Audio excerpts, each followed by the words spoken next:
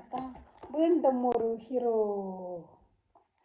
ஏனென்றால் இவர் பல புத்தகங்களையும் சொற்பொழிவுகளையும் கட்டுரைகளையும் எழுதினார்.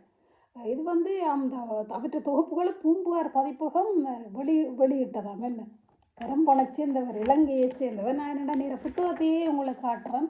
ஏனென்றால் நீங்கள் இது உண்மை என்றதுக்காக வேண்டித்தான்.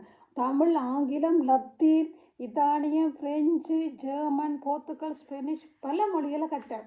எல்லாத்தையும் முழுதாக கற்றுக்க மாட்டார், கொஞ்சம் கொஞ்சம். ஏன்னா அவற்றை இதில் அவர் சொல்லுறாரு என்னென்றால், அந்த தான் போகிற இடங்களுக்கு கொஞ்சம் அவைகளோட கதைக்க வேணும், அதனால் தான் அதுகளை கற்றதுன்னு சொன்னார். அப்போ தான் அந்த என்னென்னா அவர் மெது சொல்கிற என்னென்னா, அந்த தலைநகருக்கு போனால் ஒன்றும் தெரியாது, அந்த கிராமங்களுக்கு போனாராம். அப்போ பல நாடுகளுக்கு இவர் பயணம் செய்தார் அவர்.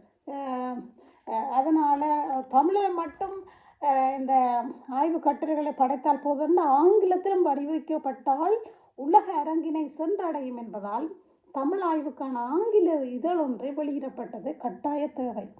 1952ஆம் ஆண்டு தமிழ் கல்ச்சர் முத்திங்கள் இதழை அடிகளார் வெளியிட்டார்.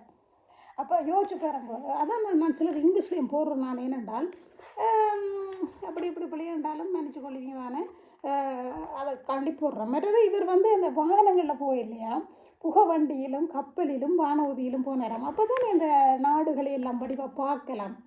என்ன ஃப்ளைட்டில் போனால் நாங்கள் பார்க்கலாம், அதுன்றவர் நினைச்சாரு தெரியாது.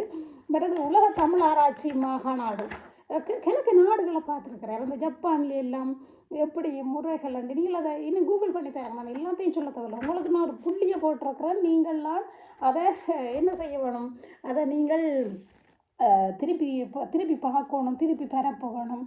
அதுக்காக வேண்டி நான் ஆய்வுகளை காட்டி, அதாவது அவர் இந்த உலக தமிழ் ஆராய்ச்சி மாநாட்டுக்கு கடைசி மட்டும் தலைவராக இருந்தவராம்.